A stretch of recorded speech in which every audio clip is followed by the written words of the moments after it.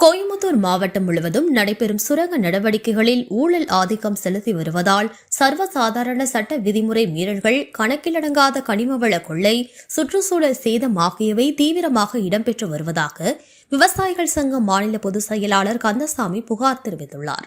சுமார் 200க்கும் மேற்பட்ட குவாரிகளில் நாள்தோறும் நடைபெறும் சட்டவிரோத சுரங்க நடவடிக்கைகளை தடுக்க வேண்டிய அதிகாரிகள் எதிர்வினை இல்லாமல் ஊழலில் உறைந்துள்ளதாக அவர் குற்றம் சாட்டினார். இதனால் ஆயிரக்கணக்கான கோடிகள் மதிப்பிலான ராயல்டி நஷ்டமாகி விவசாயிகள் மற்றும் கிராம மக்களின் வாழ்வாதாரம் பெரும் பாதிப்புக்குள்ளாகி வருவதாகவும் தெரிவித்தார்.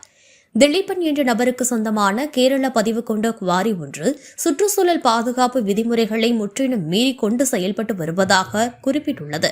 அந்த குவாரி அருகில் உள்ள மக்கள் குடியிருக்கும் வீடுகள், பசுமை வட்டங்கள், பாசன கால்வாய்கள் மற்றும் மேல்நிலை மின்கம்பிகள் உள்ளன.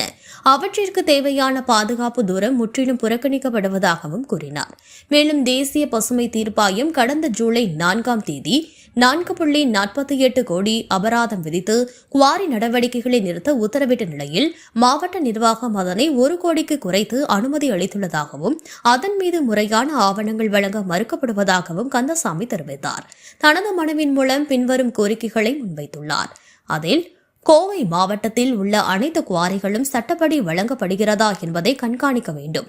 ராயல்டி ஏமாற்றங்களை கணக்கிட்டு அரசுக்கு வரவேண்டிய தொகையை வசூலிக்க நடவடிக்கை எடுக்க வேண்டும்.